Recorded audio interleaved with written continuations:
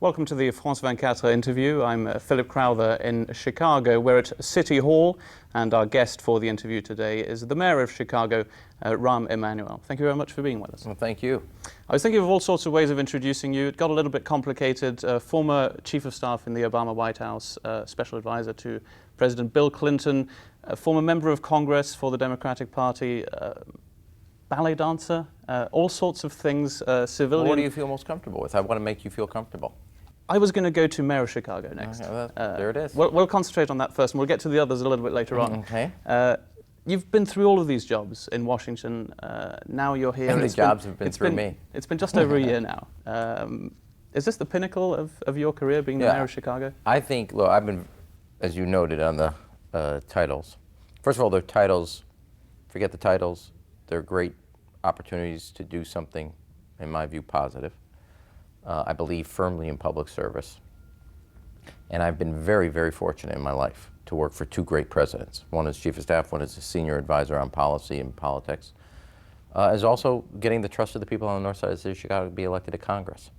This is, though, the best job I've ever had in public life.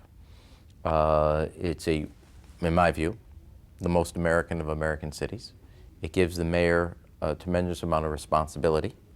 From our schools to our community colleges, to our transportation system, our airport, our public safety, our parks. So you can do a lot and make a real difference. That's one.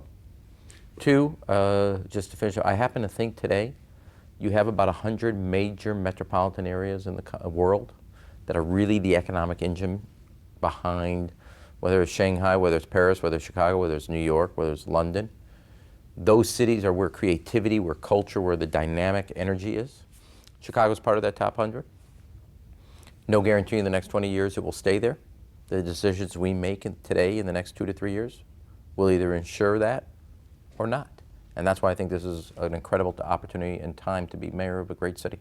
Look, I'm new to the city. This is the first time I'm here. Spent a lot of time here downtown. Went to the south side as well this morning. Let me give you the opportunity to tell me what's so great about Chicago. It's the most livable big city in America. Full stop. If you love big cities where there's energy, there's culture, there's a dynamic quality to it. This has everything qualitatively that New York has, and yet it's livable and it doesn't overwhelm you. It has a grandeur of a lake, of its natural beauty and its parks, and beyond that, the beauty, the man-made beauty of the architecture. It's stunning. You don't live in a valley, if you wanted to compare that to New York. We have, as I like to say, we have 28 miles of beach and over 28 languages spoken here.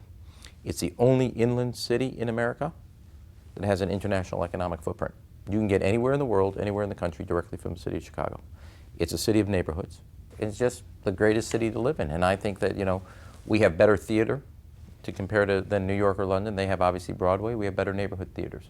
When you look at today, we have more Tony Award-winning theaters in the city of Chicago than New York. We have as many five-star Michelin restaurants in Chicago that New York has. And yet you have right next door to you. Well, the whole city got a lot of exposure recently with the NATO And I would summit. say one other thing, if I can say. Go for it. Does it have something to do with the NATO summit? No, but I'll give it as a lead-in for you. Everybody here from the NATO summit said, the people are incredibly friendly. And the people here love living here.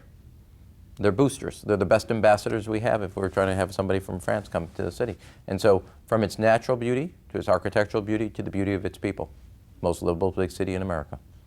Well, speaking of people, if you will, let's get back to that NATO summit. The city got a lot of exposure very recently. There were, of course, also those protests, including outside of your own house. A lot of newspapers went for the news angle. Yes, there was an end announced to the war in Afghanistan, but the photos that were chosen by a lot of newspapers were of the protests, violent scenes. The New York Times, for example, went for that.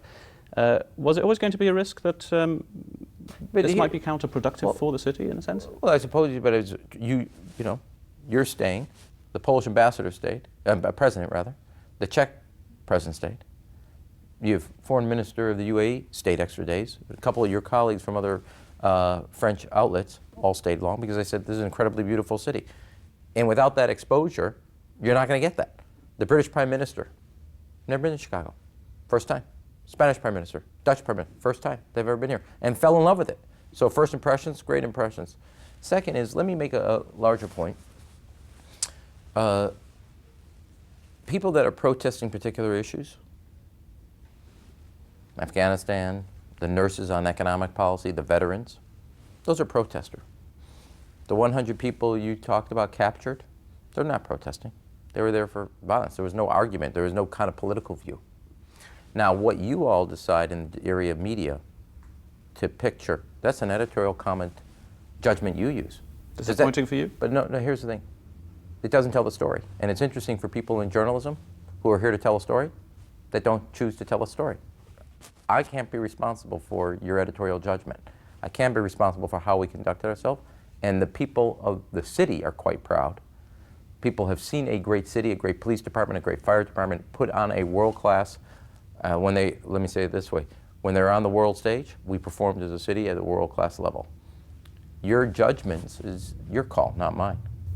Well, and when I say you, I mean journalists, yeah, and your editors. Well, there was very positive judgment coming from the president at the end of the summit, saying that everything was well organized, that Chicago gave a very good image of itself. The NATO president said this is the best NATO summit there. It's the largest NATO summit in the history of NATO, and it is, in their view, the best summit they've ever had, and it accomplished the Chicago Accords as it relates to NATO's involvement in Afghanistan.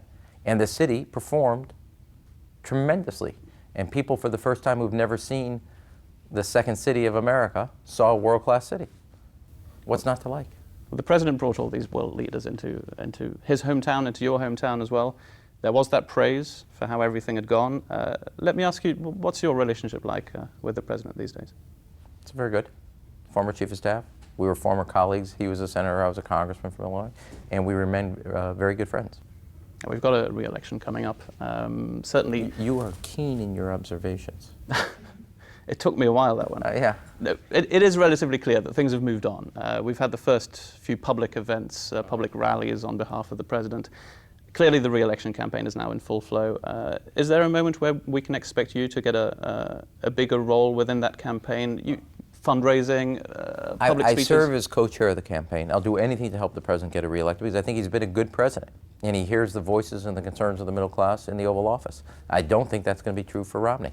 I think those are not the voices he hears. Those are not the concerns. It's not been true when he was governor. It's not been true when he was head of Bain Capital.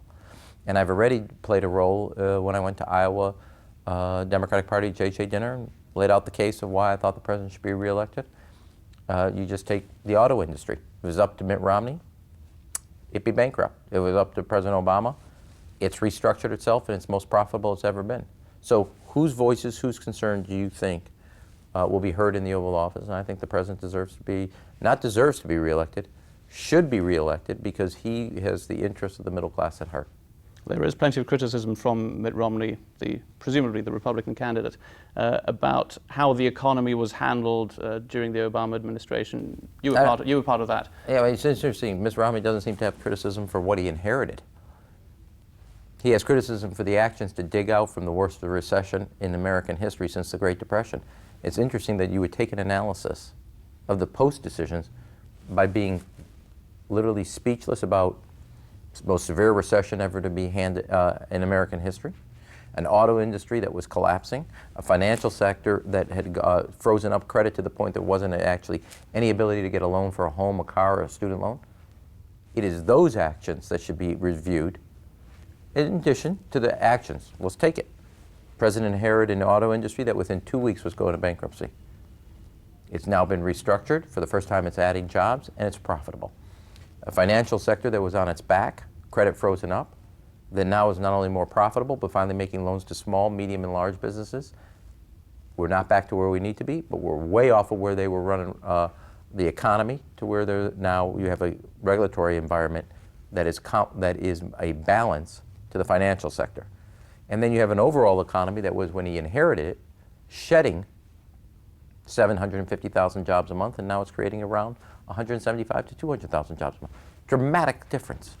So I'm always intrigued that former Governor Romney chose to criticize the actions took us out of a recession rather than the actions that took us into a recession. Let me ask you this about Congress that's often described as, well, frankly, a mess, gridlock in Congress. You know you're not, I'm not here to talk about national politics. I love what's going on in the city. If you want to talk about the city of Chicago, I'm hoping the people in France who watch this come visit the city. Well, let me ask you this then. You did decide to come back to Chicago, leaving behind the White House. And I believe you said recently, or you pledged recently, that you were not going to try for higher office. I'm not. Is that a guarantee? Yeah, I signed it. Okay? I mean, I served President Clinton and President Obama. I've been there 8 years. There's term limits, as I like to say. I did 8 years in the White House, did Congress. This is the best job I've ever had in public life. I'm not going to do it. I miss the friends I've developed, but I still continue to be friends with them. But I don't miss Washington. I don't miss not being, it's not like I wish I was chief of staff now.